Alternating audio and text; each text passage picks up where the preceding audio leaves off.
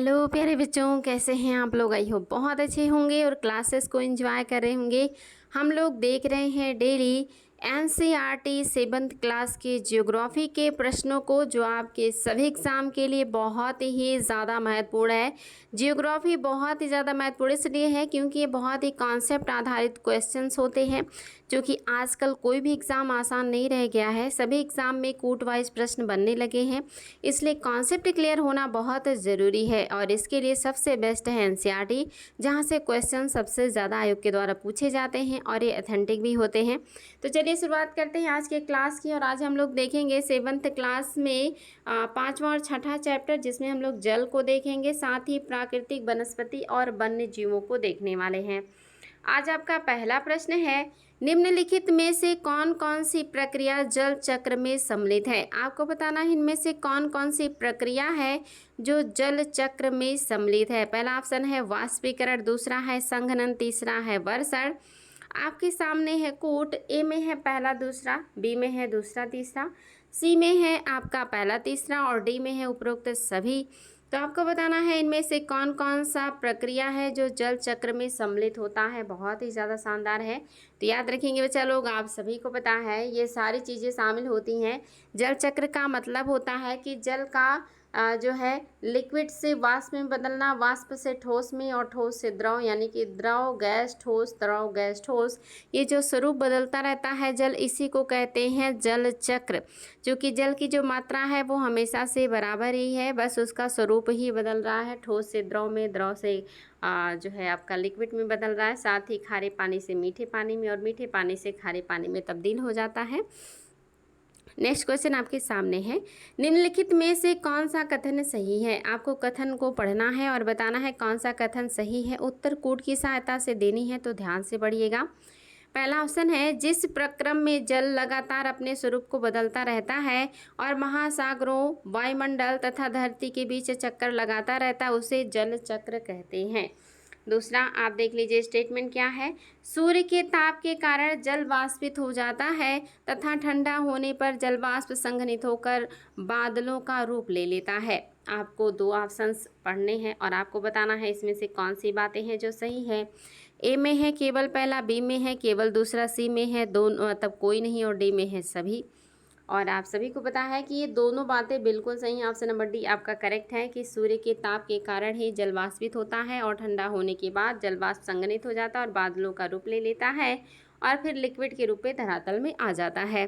और दूसरा तो पहला तो आप सभी को पता है कि जल का जो स्वरूप बदलता रहता है स्थल और वायुमंडल को मिला करके, कभी गैस, कभी द्रव, कभी ठोस, यही आपका जल चक्र कहलाता है। तो दोनों बातें आपकी बिल्कुल सही हैं।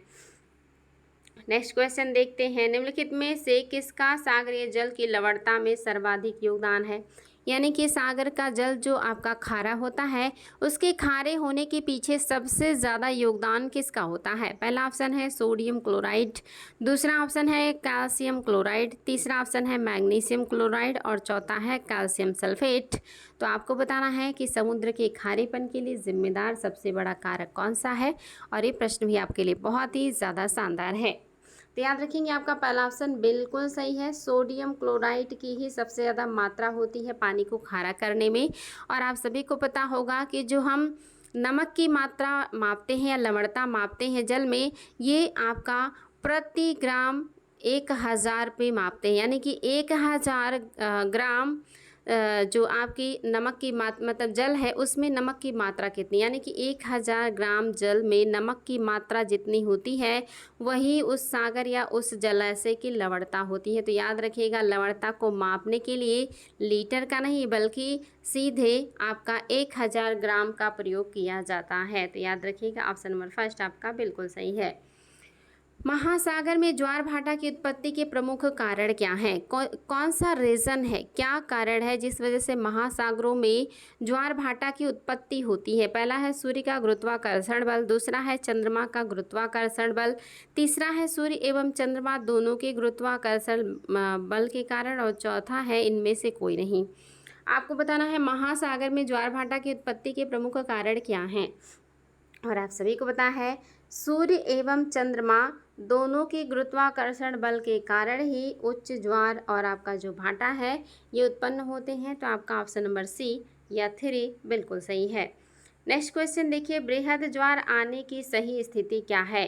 किस स्थिति में सबसे बृहद ज्वार आते हैं? आपको ये बताना है किस स्थिति में सबसे बृहद ज्वार आते हैं। पहला ऑप्शन, जब सूर्य चंद्रमा एवं पृथ्वी तीनों एक सीध में होते हैं। दूसरा कह रहा है जब सूर्य एवं चंद्रमा पृथ्वी पर जब सूर्य एवं चंद्रमा पृथ्वी पर बनाते हैं। नेक्स्ट देखिए, जब महासागरीय सतह का तापमान उच्च होता है। और चौथा कह रहा है जब बहुत तेज हवाएं चलती हैं। आपको बताना है कौन सा है जो आपका सही हो जाएगा। यहाँ पे होना चाहिए था जब सूर्य एवं चंद्रमा पृथ्वी समकोण बनाते हैं।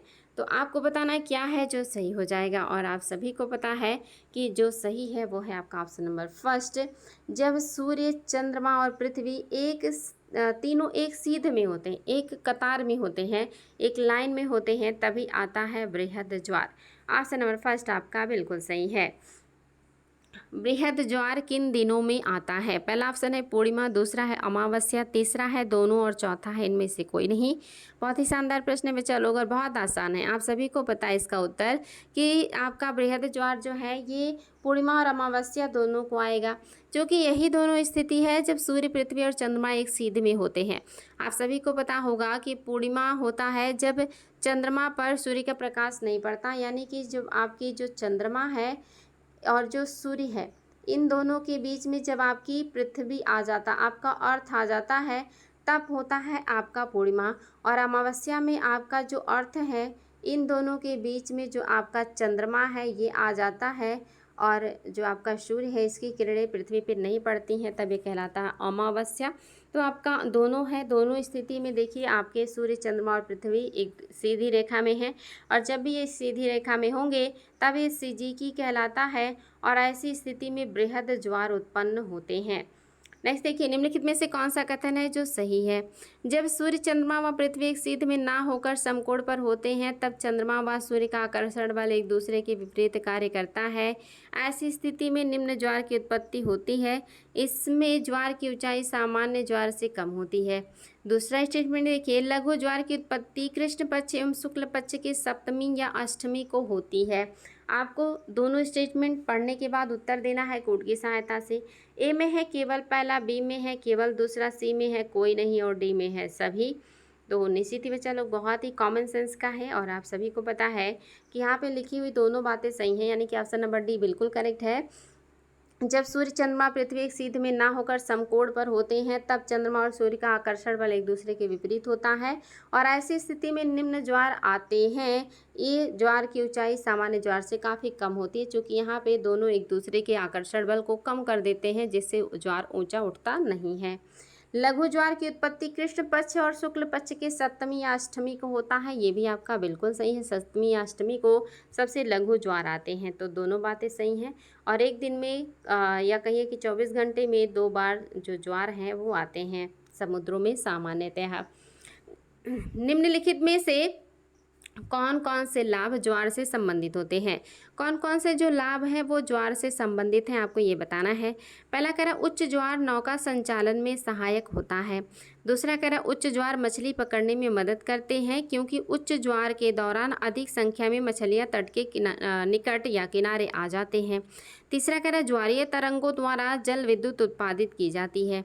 आपको बताना इसमें से कौन सी बात है जो सही है। कोड की सहायता से उत्तर दीजिएगा। पहले ऑप्शन में है पहला दूसरा, दूसरे ऑप्शन में है यानी कि बी में है दूसरा तीसरा, सी में है पहला तीसरा, डी में है सभी। आपको बताना है क्या सही है, आपके ज्वार आने से क्या फ़ायदे होते हैं। तो आप सभी को पता है कि सभी फायदे हैं। जब उच्च ज्वार आएगा तो नौ संचालन में सहायता मिलेगा। उच्च ज्वार मछलियाँ मतलब जो मछलियाँ उनको पकड़ने में मदद करते हैं, क्योंकि बहुत सारी जो मछलियाँ हैं वो तटों के समीप आ जाती हैं, जिससे लोग उसको बहुत आसानी से पकड़ लेते हैं। साथ ही इन ज्वारीय तरंगों की सहायता से जल विद्युत उत्पादन भी किया जाता है। तो ये तीनों बातें बिल्कुल करेक्ट हो गई हैं, यानी कि ऑप्शन नंबर डी आपका बिल्कुल सही है। महासागरीय धाराओं के संदर्भ में कौन सा कथन है जो गलत है? आपको गलत बताना है, ध्यान दीजिएगा। पहला स्टेटमेंट, गर्म महासागरीय धाराएं भूमध्य रेखा के निकट उत्पन्न होती हैं एवं ध्रुवों की ओर प्रवाहित होती हैं। दूसरा ऑप्शन कह रहा है ठंडी धाराएं ध्रुव या उच्च अक्षांशों से उष्णकटिबंधीय या निम्न अक्षांशों की ओर प्रवाहित होती हैं। आपने दो ऑप्शन देख लिया है। तीसरा ऑप्शन देख लीजिए, लैब्राडोर महासागरीय धाराएं उष्ण जल धाराएं होती हैं। और चौथा कह रहा है महासागरीय धाराएं आसपास के क्षेत्र के तापमान को भी प्रभावित करती हैं। अब आपको देना है जवाब। आपके सामने है चार ऑप्शन और इसमें से कोई एक है जो गलत है और आपको वही बताना है कौन सा है जो गलत हो जाएगा। तो आप सभी को पता है बच्चा लोग, आपका जो तीसरा ये सही नहीं है। पहला तो बिल्कुल सही है कि जो गर्म महासागरीय धाराएं होती हैं वो आपका जो भूमध्य रेखा यानी कि जीरो रेखा है यहाँ से आपकी ध्रुवों की तरफ जाते हैं यानी कि उच्च अक्षांशों की तरफ जाते हैं, तो ये तो सही है। दूसरा भी सही है कि जो ठंडी जलधाराएं हैं यानी कि जो आपके ध्रुवीय क्षेत्र में उत्पन्न होती हैं वो जीरो की तरफ बढ़ती हैं यानी कि आपके उच्च अक्षांश से उष्णकटिबंध कहिए या निम्न अक्षांश कहिए, ये इधर आपके प्रवाहित होती हैं। लैब्राडोर जो महासागरीय धारा है ये उष्ण जलधारा नहीं है, ये शीत जलधारा है। ये आपका जो दक्षिण अमेरिका महाद्वीप है इसमें सबसे नीचे से ये जलधारा निकलता है और ये आपका बहुत ही मतलब ठंडा जलधारा है। महासागरीय जलधाराएं आसपास के क्षेत्र के तापमान को भी प्रभावित करती हैं, बिल्कुल सही है। इन जलधाराओं की वजह से मरुस्थल भी हो सकते हैं और इनकी वजह से उपजाऊ या कहिए कि सदाबहार वन भी हो सकते हैं। निम्न में से कौन सा महासागरीय क्षेत्र विश्व भर में सर्वोत्तम मत्स्य क्षेत्र के लिए जो है माना जाता है, या कौन से क्षेत्र में सबसे ज़्यादा मछली उत्पादन होगा? पहला ऑप्शन वह क्षेत्र जहां शीत जलधाराएं बहती हैं। दूसरा वह क्षेत्र जहां गर्म जलधाराएं बहती हैं। तीसरा वह क्षेत्र जहां शीत और गर्म दोनों जलधाराएं बहती हैं। चौथा समुद्र का वह क्षेत्र जो विश्वस्त रेखा के आसपास यानी कि विषुवत रेखा के आसपास है यानी कि भूमध्य रेखा के आसपास है। आपको बताना है विश्व में सबसे ज़्यादा मछलियों का उत्पादन किस क्षेत्र में संभव हो सकता है, कौन सा ऑप्शन है जो आपका सही है? तो बिल्कुल सही है, वह क्षेत्र जहाँ पे गर्म और शीत जलधाराएं जो है मिलती हैं वहाँ पे बहुत ज़्यादा फाइटोप्लैंक्टन्स का विकास होता है जिसको खाने के लिए मछलियाँ आती हैं और फिर वहाँ पे बहुत ज़्यादा मत्स्य उत्पादन होने लगता है। नेक्स्ट देखिए, सुनामी शब्द की उत्पत्ति किस शब्द भाषा से हुई है? किस भाषा से हुआ है सुनामी शब्द की उत्पत्ति, आपको बताना है। पहला ऑप्शन है चीनी भाषा, दूसरा है फ्रेंच भाषा, तीसरा है जर्मन भाषा और चौथा है जापानी भाषा। और आप सभी को पता है इसमें से कौन सा है जो हो सकता है? तो बिल्कुल जापानी भाषा से हुआ है। आपका ऑप्शन जो सही है वो है जापानी। सुनामी शब्द की उत्पत्ति जापानी भाषा से हुआ है। नेक्स्ट क्वेश्चन आपके सामने है और बहुत ही शानदार प्रश्न है, आईएएस में आया हुआ है। कह रहा है निम्नलिखित में से किन कारकों पर किसी वनस्पति की वृद्धि निर्भर करती है? कौन कौन से कारक हैं जो किसी वनस्पति की वृद्धि के लिए जिम्मेदार होते हैं? पहला कह रहा है तापमान, दूसरा कह रहा है नमी, तीसरा कह रहा है मिट्टी की परत की मोटाई, चौथा कह रहा है वन्यजीव। अब ऑप्शन ले लीजिए। ए में कह रहा है पहला, दूसरा, तीसरा सही है। बी में कह रहा है दूसरा, तीसरा, चौथा सही है। सी में कह रहा है पहला, तीसरा, चौथा सही है और डी में कह रहा है कि सभी सही हैं। आपके सामने कूट है और आपके सामने ऑप्शन भी है और आपको बताना है कि कौन कौन सी परिस्थितियां हैं जो किसी वनस्पति के वृद्धि के लिए जिम्मेदार होते हैं या उसके लिए उपयुक्त होते हैं। तो याद रखेंगे बच्चा लोग, आपका पहला, दूसरा, तीसरा बिल्कुल सही है। वन्य जीवों का इसमें कोई योगदान नहीं है। तापमान वनस्पतियों को प्रभावित करता है, नमी प्रभावित करता है, मिट्टी की परत और मोटाई प्रभावित करती है। इनमें से अगर कोई भी चीज़ ना रहे तो वनस्पतियों का डेवलपमेंट नहीं हो सकता। वन्य जीवों का इससे कोई लेना देना नहीं है। नेक्स्ट क्वेश्चन देखिए, उष्णकटिबंधीय सदाबहार वनों की विशेषताओं के संदर्भ में कौन सा कथन है जो सही नहीं है? आपको बताना है जो उष्णकटिबंधीय सदाबहार वन है इनके जो विशेषता है, इस विशेषता के बारे में कौन सा स्टेटमेंट है जो सत्य नहीं है? पहला कह रहा है यह वन भूमध्य रेखा एवं उष्णकटिबंधीय बंध के पास पाए जाते हैं। दूसरा कह रहा है इन वनों के क्षेत्र गर्म होते हैं एवं पूरे वर्ष यहाँ अत्यधिक वर्षा होती है। तीसरा कह रहा है इन वनों में दिन के समय भी सूर्य का प्रकाश वन के अंदर तक नहीं पहुँच पाता। चौथा कह रहा है इन वनों के वृक्ष शुष्क मौसम में अपनी पत्तियाँ पूरी तरह गिरा देते हैं। आपको असत्य कथन बताना है और जो असत्य है वो बच्चों को बहुत आसानी से पता चल चुका है। आप सभी को पता है चौथा सही नहीं है, क्योंकि सदाबहार वनों के जो वृक्ष होते हैं ये यहाँ पे बहुत ज़्यादा प्रजातियाँ पाई जाती हैं, इतनी ज़्यादा प्रजातियाँ पाई जाती हैं और ये सारी प्रजातियाँ एक साथ अपनी पत्तियों को नहीं गिराते। इनमें से कुछ प्रजातियाँ गिराती हैं, बाकी की खड़ी रहती है। फिर ऐसे अल्टरनेट करके अपने पत्तियों को झाड़ते हैं, जिससे यहाँ के जंगलों में हमेशा हरा भरा देखने को मिलता है। यहाँ के जंगल जो है कभी भी पड़ रहित यानी कि पत्ती रहित नहीं रहते, इसीलिए इन्हें सदाबहार वन कहा जाता है। पत्तियाँ झाड़ते हैं लेकिन बारी बारी से झाड़ते हैं, क्योंकि बहुत सारी प्रजातियाँ होती हैं जिनकी पत्तियाँ झाड़ने का अलग अलग टाइम होता है। इसलिए आपका चौथा गलत हो गया कि ये पत्तियां नहीं झाड़ते पूरी तरह से। पहला बिल्कुल सही है, भूमध्य रेखा एवं उष्णकटिबंध में पाए जाते हैं और इन वनों के क्षेत्र गर्म होते हैं और पूरे वर्ष यहाँ बहुत ज़्यादा वर्षा होती है और ये वन इतने ज़्यादा घने होते हैं कि सूर्य का प्रकाश भी इनके अंदर नहीं पहुँच पाता है। तो ये सारी विशेषता उष्णकटिबंधीय सदाबहार वन की थी, याद रखिएगा। बहुत ही शानदार प्रश्न था। नेक्स्ट क्वेश्चन भी देखिए, आपका बहुत ही ज़्यादा महत्वपूर्ण है। कह रहा उष्णकटिबंधीय पर्णपाती वनों के संदर्भ में कौन सा कथन है जो सही है। आपको उष्णकटिबंधीय पर्णपाती के बारे में बताना है।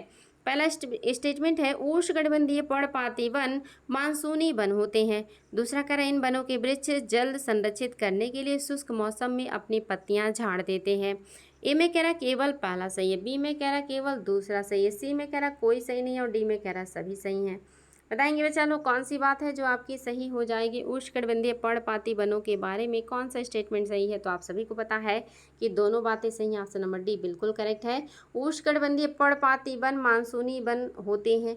दूसरा, इन वनों में वृक्ष जल संरक्षित करने के लिए शुष्क मौसम में अपनी पत्तियों को गिरा देते हैं ताकि पानी की कमी से वो सूख ना जाए, इसलिए पत्तियां गिरा देते हैं। अपने शरीर का आयतन कम कर देते हैं ताकि वाष्पीकरण का जो दर है, जो वाष्पोत्सर्जन है, वो कम हो जाए। निम्नलिखित कथन किस प्रकार के वनों की विशेषता को बताते हैं। आपके सामने 3 स्टेटमेंट दिया है, इसको पढ़ने के बाद आपको बताना है ये किसकी विशेषता की बात कर रहा है। पहला, यह वन मध्य अक्षांश के तटीय प्रदेशों में स्थित है। दूसरा, यह वन सामान्यतः महाद्वीपों के पूर्वी किनारे पर पाए जाते हैं। तीसरा कह रहा है ये वन इन वनों में दृढ़ एवं मुलायम दोनों प्रकार के पेड़ पाए जाते हैं। आपको बताना ये सारी विशेषता किस प्रकार के वन का है। तो याद रखेंगे विशेषता है शीतोष्णकटिबंधीय सदाबहार वन का। शीतोष्णकटिबंधीय सदाबहार वन की ये सारी विशेषताएं हैं, याद रखिएगा। क्योंकि आपका भूमध्य सागरीय तो होगा नहीं, आपका जो है ये है आपका सदाबहार वन, और वो भी कैसा, शीतोष्णकटिबंधीय। ये वन मध्य अक्षांशों के तटीय प्रदेशों में स्थित है। यह वन सामान्यतः महाद्वीपों के पूर्वी किनारों पर पाए जाते हैं। इन वनों में दृढ़ एवं मुलायम दोनों प्रकार की लकड़ियाँ होती हैं। तो याद रखिएगा बहुत ही ज़्यादा महत्वपूर्ण है ये आपका शीतोष्णकटिबंधीय सदाबहार वन। नेक्स्ट क्वेश्चन भी आपका बहुत ही ज़्यादा महत्वपूर्ण है। शीतोष्ण पर्णपाती वनों के बारे में नीचे दिए गए कथनों पर विचार कीजिए, कौन सा कथन है जो सही है। पहला, उच्च अक्षांशों की ओर बढ़ने पर अधिक शीतोष्ण पर्णपाती वन मिलते हैं। दूसरा कह रहा है इस प्रकार के वन अधिकांशतः उत्तर पूर्वी अमेरिका एवं पश्चिमी यूरोप के तटीय भागों में पाए जाते हैं। तीसरा कह रहा है इस प्रकार के वनों में वृक्ष अपनी पत्तियां शुष्क मौसम में गिरा देते हैं। आपको बताना है शीतोष्ण पर्णपाती वन के बारे में कौन सी बात है जो सही है। ए में कह रहा है पहला दूसरा सही है, बी में कह रहा है दूसरा तीसरा सही है, सी में कह रहा है पहला तीसरा सही है और डी में कह रहा है सभी सही हैं। आपको बताना है कौन सी बातें हैं जो सही हैं शीतोष्णकटिबंधीय पर्णपाती वनों के बारे में। तो याद रखेंगे यहाँ पे लिखी हुई सारी बातें सही हैं। उच्च अक्षांशों की ओर बढ़ने पर अधिक शीतोष्ण पर्णपाती वन मिलते हैं। इस प्रकार के वन अधिकांशतः उत्तर पूर्वी अमेरिका और पश्चिमी यूरोप के तटीय भागों में पाए जाते हैं। इस प्रकार के वन के वृक्ष अपनी पत्तियों को शुष्क मौसम में गिरा देते हैं, यानी कि जब बर्फबारी होती है तब पत्तियां ये झाड़ देते हैं ताकि बर्फ इनके ऊपर ना टिके और ये सूख ना जाएं। नेक्स्ट देखिए, किस प्रकार के वन प्रदेश को विश्व का फल उद्यान कहा जाता है। ये क्वेश्चन तो अनलिमिटेड बार पूछा गया है, जो आपका आयोग है, यानी कि लगभग सभी एग्जामों में क्वेश्चन आ चुका है।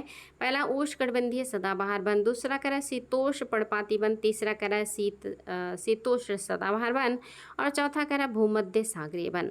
किस प्रकार के वन प्रदेश को विश्व का फल उद्यान कहा जाता है। तो ये है आपका भूमध्य सागरीय, जहाँ पे रसीले खट्टे फलों का बहुत ही ज़्यादा उत्पादन होता है, इसीलिए इसे विश्व का फल उद्यान या फल का बगीचा कहा जाता है।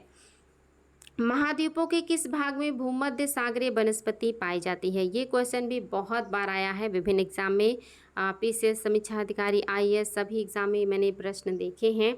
महाद्वीपों के किस भाग में भूमध्य सागरीय वनस्पतियाँ पाई जाती हैं। तो पहला है पश्चिमी भाग, दूसरा है पूर्वी भाग, तीसरा है दक्षिण पश्चिमी भाग और चौथा है उत्तरी भाग। और आपको कूट की सहायता से उत्तर देना है कि कहाँ पे पाए जाएंगे आपके ऐसे वन। ए में है पहला दूसरा, बी में है दूसरा तीसरा, सी में है पहला तीसरा और डी में है सभी। आपको बताना है इसमें से कौन कौन सा स्टेटमेंट है जो भूमध्य सागरीय वनस्पति के बारे में सही है। तो याद रखिएगा, पश्चिमी भाग में मिलते हैं और दक्षिण पश्चिमी भाग में मिलते हैं, यानी कि ऑप्शन नंबर सी आपका बिल्कुल सही है। पश्चिमी और दक्षिण पश्चिमी भाग में ये वन पाए जाते हैं। शंकुधारी वनों के बारे में कौन सा कथन है जो सही है। शंकुधारी वन को ही कोड़धारी वन भी कहते हैं और इनको टैगा भी कहते हैं। कोड़धारी वन कहिए, टैगा वन कहिए या शंकुधारी वन कहिए, तीनों एक ही बात है। पहला है शंकुधारी वन उत्तरी गोलार्ध में उच्च अक्षांशों में पाए जाते हैं। दूसरा कह रहा है हिमालय में यह वन प्रचुर मात्रा में पाए जाते हैं। तीसरा कह रहा है शंकुधारी वनों के वृक्ष छोटे और कठोर एवं पर्णपाती प्रकार के होते हैं। चौथा कह रहा है शंकुधारी वनों को टैगा भी कहा जाता है। अब आपको बताना कौन सी बातें हैं जो सही हैं। ए में है पहला दूसरा तीसरा, बी में है दूसरा तीसरा चौथा, सी में है पहला दूसरा चौथा और डी में है सभी। आपको बताना है कौन सा स्टेटमेंट है जो कि आपका सही हो जाएगा और ये भी आपके लिए बहुत ही शानदार प्रश्न है। याद रखेंगे बच्चा लोग, जो सही है वो है आपका ऑप्शन नंबर सी, पहला दूसरा और चौथा सही है। तीसरा गलत है, क्योंकि शंकुधारी जो वन होते हैं ये छोटे नहीं बल्कि बहुत ही बड़े होते हैं।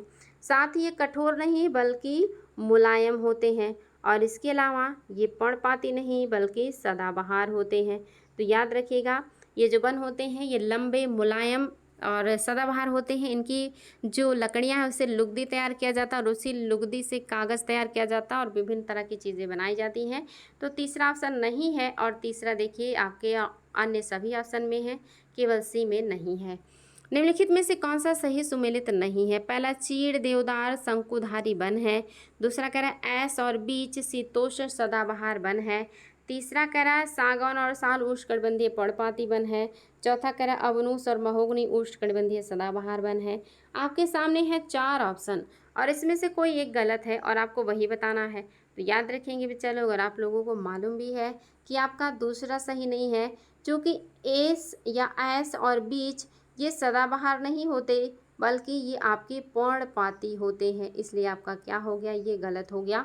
यही आपका गलत है। चीड़ देवदार शंकुधारी वन है जो हिमालय क्षेत्र में भी मिलते हैं। सागौन और साल उष्णकटिबंधीय पर्णपाती वन है, पहले ही बता चुकी हूँ, आर्द्र पर्णपाती वन है। अबनूस और महोगनी उष्णकटिबंधीय सदाबहार वन के उदाहरण है, एग्जाम में बहुत बार पूछा गया है। नेक्स्ट क्वेश्चन आपके सामने आ चुका है। उष्णकटिबंधीय घास के संदर्भ में नीचे दिए गए कथनों पर विचार कीजिए तथा गलत कथन की पहचान कीजिए। पहला, उष्णकटिबंधीय घास स्थल सिर्फ भूमध्य रेखा के उत्तर में पाया जाता है। दूसरा कह रहा है उष्णकटिबंधीय घास आमतौर पर छोटी होती है। तीसरा कह रहा है अमेरिका का सवाना घास स्थल उष्णकटिबंधीय घास स्थल का उदाहरण है। देखिए, ए में कह रहा है पहला दूसरा सही है, बी में कह रहा है दूसरा तीसरा सही है, सी में कह रहा है पहला तीसरा सही है और डी में कह रहा है सभी बातें सही हैं। तो आपको बताना है कौन सा है जो सही हो जाएगा। कोट और ऑप्शन आपके सामने है। तो आपको पता है कि यहाँ पे दूसरा तो बिल्कुल ही सही नहीं है। अगर दूसरा सही नहीं है तो फिर ये तो हो ही नहीं सकता। उष्णकटिबंधीय घास स्थल सिर्फ भूमध्य रेखा के उत्तर में पाए जाते हैं, ये भी गलत है। भूमध्य रेखा के उत्तर दक्षिण दोनों में पाए जाते हैं, यानी कि आपका ये भी नहीं हो सकता। अब बच्चा कि अफ्रीका का सवाना घास स्थल उष्णकटिबंधीय घास स्थल का उदाहरण है, यानी कि यहाँ पे आपका कोई ऑप्शन सही नहीं है। आपका केवल और केवल तीसरा सही है। तो अगर हम सी में से पहला हटा दें तो केवल और केवल तीसरा सही है। अफ्रीका का सवाना घास स्थल उष्णकटिबंधीय स्थल का उदाहरण है। बाकी पहला दूसरा सही नहीं है, चूँकि मैं इसका आपको डिफिनेशन बता चुकी हूँ। आपका ऑप्शन नंबर 3 केवल सही है। शीतोष्ण घास स्थल के संदर्भ में कौन सा कथन है जो सही है। पहला, यह घास स्थल मध्य अक्षांशीय क्षेत्र और महाद्वीपों के भीतरी भागों में पाए जाते हैं। दूसरा, यहाँ की घास आमतौर पर छोटी और पौष्टिक होती है। ए में है पहला दूसरा, बी में है केवल दूसरा, सी में है कोई नहीं और डी में है सभी। फटाफट जवाब देंगे कौन सा है स्टेटमेंट जो सही हो जाएगा। तो आपका पहला और दूसरा दोनों सही है। यह घास स्थल मध्य अक्षांश और महाद्वीपों के भीतरी भाग में पाया जाता है और यह आमतौर पर छोटी और पौष्टिक और मुलायम होती है। छोटे आकार के घास होते हैं, मुलायम होते हैं और पौष्टिक होते हैं। तो ये आपकी विशेषता है शीतोष्ण घास का, ये भी आयोग का पूछा हुआ है। नेक्स्ट क्वेश्चन देखिए, आपको पूरा स्टेटमेंट पढ़ना है और फिर बताना है स्टेटमेंट किसके बारे में किया गया है। इन क्षेत्रों में बहुत ही सीमित प्राकृतिक वनस्पति मिलती है। यहाँ केवल काई लाइकेन एवं छोटी झाड़ियाँ पाई जाती हैं। यह अल्पकालिक ग्रीष्म ऋतु के दौरान विकसित होती हैं। उपयुक्त विशेषताएं किस क्षेत्र के बारे में बात कर रहा है? पहला कह रहा है भूमध्य सागरीय, दूसरा कह रहा है ध्रुवीय, तीसरा कह रहा है उष्णकटिबंधीय मरुस्थल क्षेत्र और चौथा कह रहा है शीत मरुस्थल। तो बच्चा लोग एकदम कॉमन सेंस का है, तो इसमें तो समस्या बिल्कुल ही नहीं होना है आपको। निश्चित ही ये कौन सा है? तो ये आपका ध्रुवीय क्षेत्र की बात कर रहा है। ध्रुवीय क्षेत्र में ही लाइकेन और काई पाए जाते हैं। यहाँ पे बहुत कम कटीली झाड़ियाँ पाई जाती हैं, वो भी जब सूर्य का प्रकाश उनको मिलता है तब। बाकी टाइम यहाँ पे बर्फ ही बर्फ होता है और यहाँ पे काई लाइकेन जैसी चीज़ें ही देखने को मिलती हैं। तो आपका ध्रुवीय क्षेत्र की विशेषता है ये। निम्नलिखित में से कौन से उष्णकटिबंधीय घास स्थल के उदाहरण नहीं है? इसमें कौन है जो उष्णकटिबंधीय घास नहीं है? पहला है सवाना, दूसरा है बेल्ट, तीसरा है कंबोज और चौथा है लानोज। इसमें से कोई एक है जो उष्णकटिबंधीय घास नहीं है, बाकी सभी उष्णकटिबंधीय घास हैं। बहुत ही महत्वपूर्ण है ये प्रश्न, बहुत ही ज़्यादा आयोग के द्वारा पूछा गया है। तो आप सभी को पता होगा कि जो बेल्ट है ये आपका शीत या शीतोष्णकटिबंधीय घास है और ये दक्षिण अफ्रीका जो देश है यहाँ पे बहुत ज़्यादा होता है। सवाना आपके अफ्रीका महाद्वीप का है। कंबोज आपके जो है ब्राज़ील के दक्षिण इलाके में होता है और जो लानोज है ये वेनेजुएला में बहुत ही ज़्यादा पाया जाता है। निम्नलिखित घास स्थलों में कौन सा शीतोष्ण घास स्थल का प्रमुख उदाहरण है? पहला है प्रेरी, दूसरा है बेल्ट, तीसरा है स्टेपी, चौथा है डाउन्स और पांचवा है पंपास। आपके सामने है इतने सारे ऑप्शन और देख लीजिए कूट। ए में है पहला, दूसरा, तीसरा, बी में है दूसरा, तीसरा, चौथा, सी में है पहला, दूसरा, चौथा और डी में है सभी। तो बताएंगे बच्चा लोग इसमें से कौन से घास है जो आपके शीतोष्ण घास स्थल के उदाहरण हैं। पढ़ाते हुए मैंने आप लोगों को बताया था कि उष्णकटिबंधीय घास केवल 3 है। पहला है सवाना जो अफ्रीका में पाया जाता है, दूसरा है लानोज जो आपके पाया जाता है वेनेजुएला में, और तीसरा है आपका कंपोज जो पाया जाता है आपके दक्षिणी ब्राज़ील में। इन 3 घास स्थलों को अगर आप याद कर लें कि ये 3 आपके उष्णकटिबंधीय हैं, तो बाकी जितने बचेंगे वो सारे आपके शीतोष्ण हो जाएंगे, चाहे उत्तरी अमेरिका का प्रेरी हो, चाहे दक्षिण अफ्रीका का बेल्ट हो, चाहे आपके मध्य एशिया यानी कि यूरेशिया का स्टेपी हो, चाहे आपके ऑस्ट्रेलिया का डाउन्स हो, चाहे आपके अर्जेंटीना का पंपास हो। ये सारे क्या है? शीतोष्ण घास स्थल हैं। केवल यही 3 है जो उष्ण हैं, सवाना, लानोज और कंपोज। बाकी सभी आपके शीतोष्ण घास स्थल हैं। तो उम्मीद है बच्चा लोग आज की क्लास अच्छी लगी होगी। बहुत ही कॉन्सेप्ट आधारित है और इसको अगर आप लोग देखते हैं तो आप लोगों का एक माइंड मेकअप बनेगा, यानी कि कैसे पढ़ना है, कैसे चीज़ें पूछी जाती हैं, कैसे जो है एनसीईआरटी में प्रश्न बनाए गए हैं। इसी तरह से जो भी पढ़िए बहुत ही शानदार तरीके से पढ़िए और खूब मेहनत कीजिए। और मेरी ऊर्जा आप लोग हैं तो क्लास में उपस्थित रहा कीजिए। क्लास में आप लोग रहते हैं, लाइक कमेंट करते हैं तो ऊर्जा मिलती है। तो बच्चा लोग बिना ऊर्जा के कुछ नहीं होता, तो आप लोगों को ऊर्जा मुझे प्रदान करना चाहिए। जैसे मैं आपकी ऊर्जा हूँ वैसे आप लोग मेरी ऊर्जा हैं। आज के लिए इतना ही, फिर मिलेंगे ऐसे ही शानदार प्रश्नों के साथ। Thank you so